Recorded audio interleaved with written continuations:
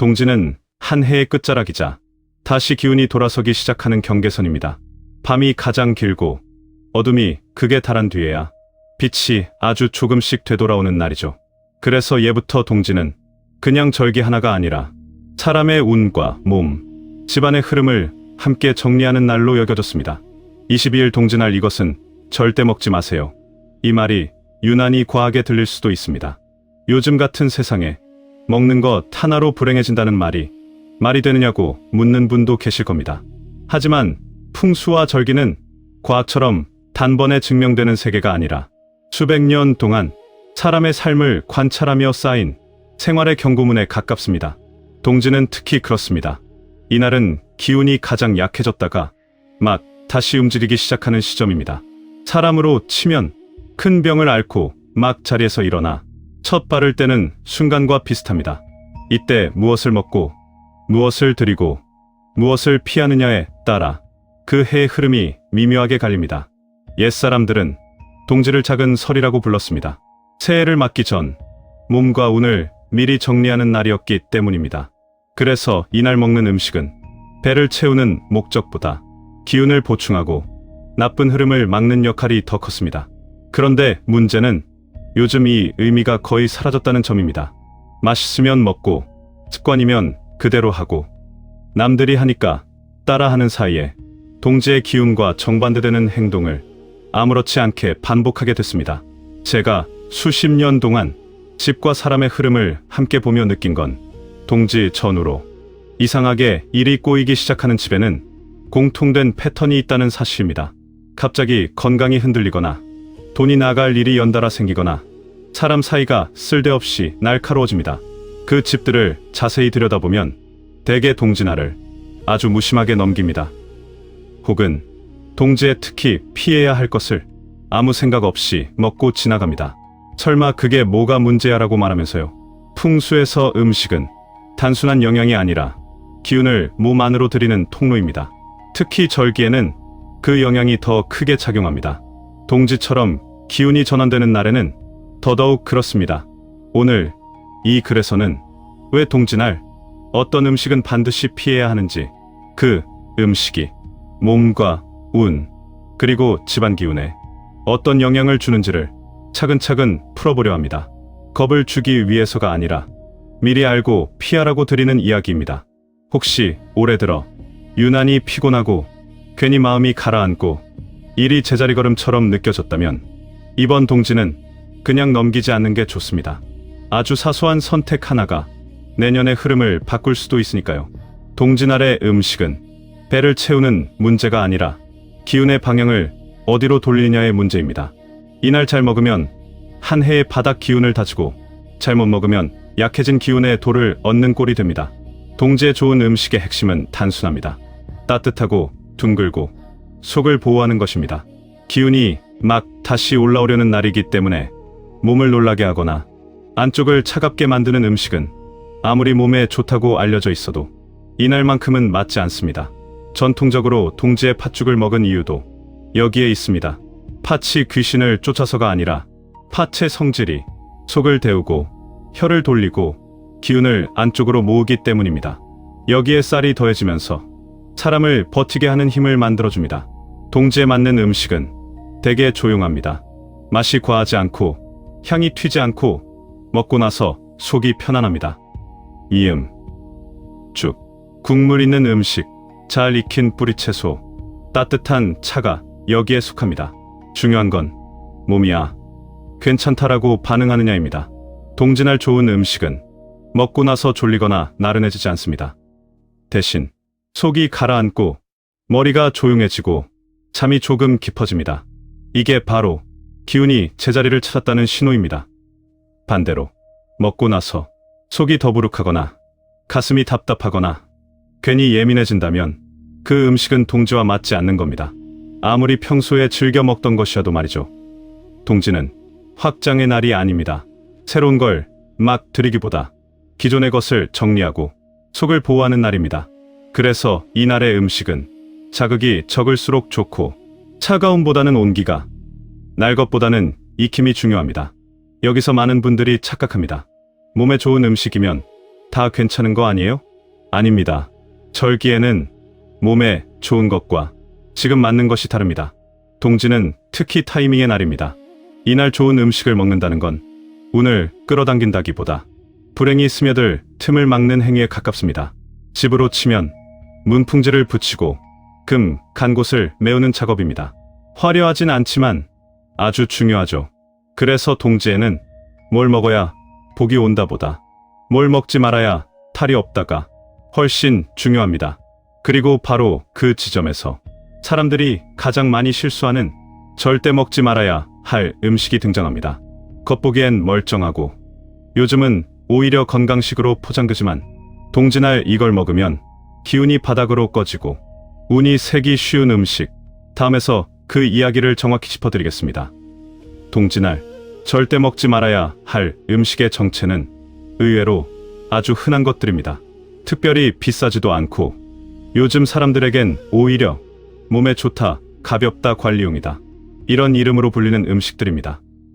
바로 차갑고 날 것에 가깝고 속을 비우는 음식입니다.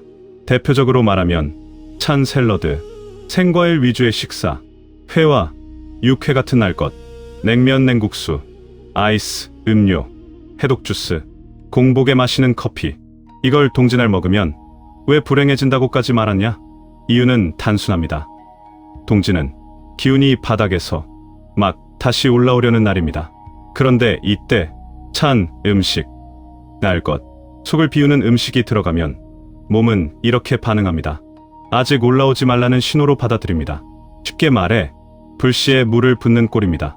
특히 생과일과 찬 샐러드는 동지날 가장 조심해야 할 음식입니다.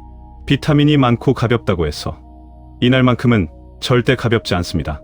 속을 차갑게 식히고 장을 급하게 움직이고 기운을 아래로 쏟아버립니다. 그 결과가 어떻게 나오냐? 몸으로는 손발이 더 차가워지고 잠이 얕아지고 배가 예민해집니다.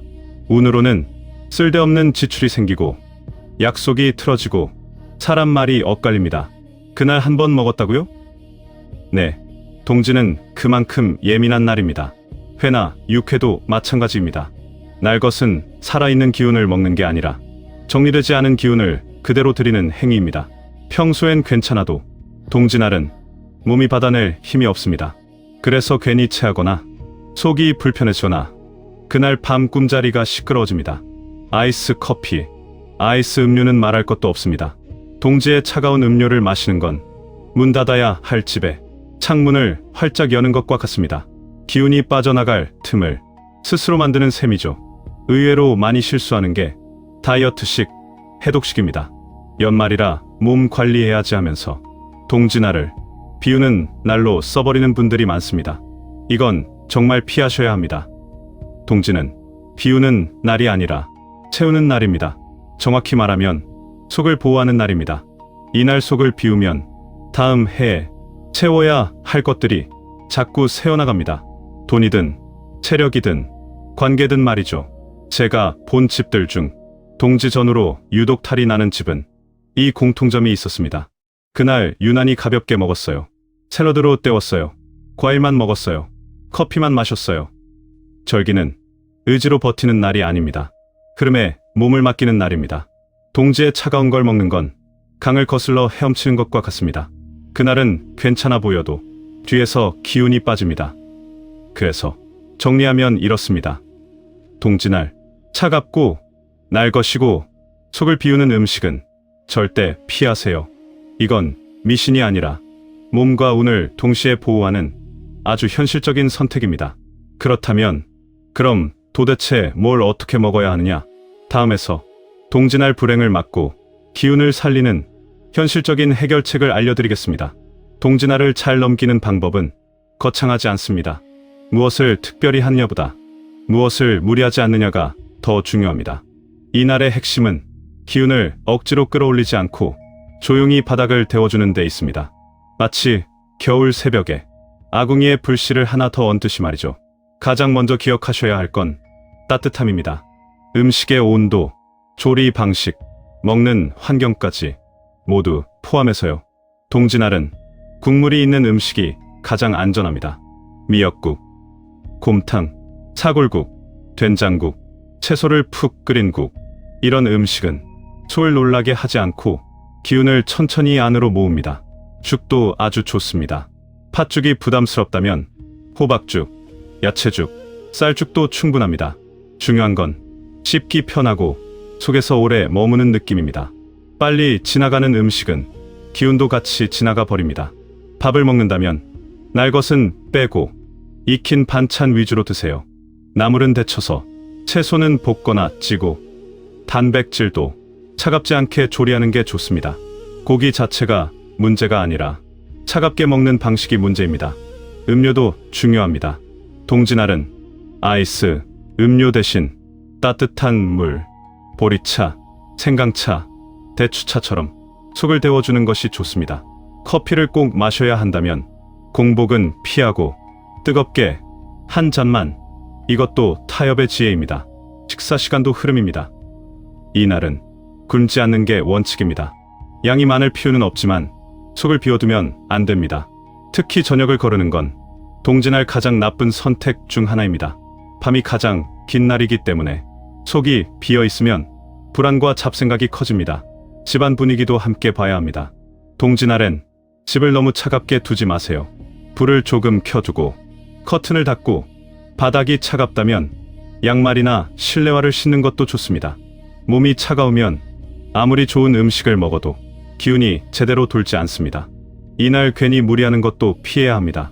과한 운동, 밤샘, 감정 소모가 큰 대화. 동지는 버티는 날이 아니라 회복을 예약하는 날입니다. 조용히 보내는 게 가장 큰 복입니다. 작은 습관 하나를 추천드리자면 동지날 밤 잠들기 전에 따뜻한 물로 손을 씻고 올해도 잘 버텼다. 이 한마디만 마음속으로 해보세요.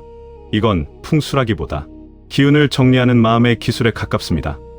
동지는 새로 시작하는 날이 아니라 다시 살아날 준비를 하는 날입니다. 그래서 이 날을 너무 가볍게 쓰지 않는 것, 그 자체가 이미 불행을 피하는 선택입니다. 다음에서는 이 모든 이야기를 정리하며 동지를 어떻게 기억하면 좋을지, 그리고 이 하루가 내년 운에 어떤 여운을 남기는지 마지막으로 말씀드리겠습니다. 동지는 하루짜리 미신이 아니라 한 해의 리듬을 정리하는 매듭입니다.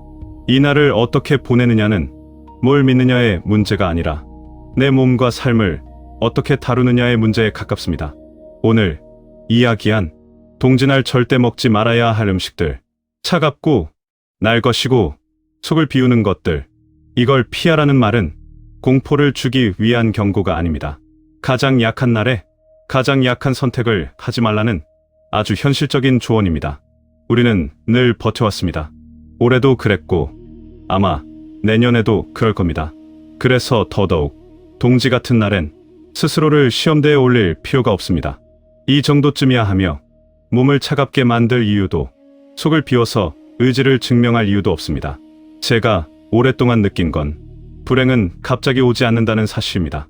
대부분은 약해진 날, 방심한 선택, 아무 생각 없이 넘긴 하루에서 천천히 스며듭니다. 동지는 바로 그런 날이 되기 쉬운 절기입니다. 반대로 말하면 동지는 불행을 막기 가장 쉬운 날이기도 합니다.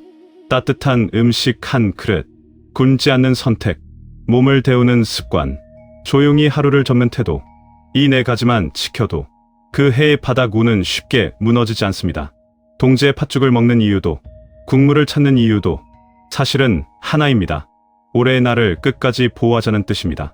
잘 되기 위해서가 아니라 망가지지 않기 위해서요. 요즘은 뭐든 과해야 믿음이 생기는 시대입니다.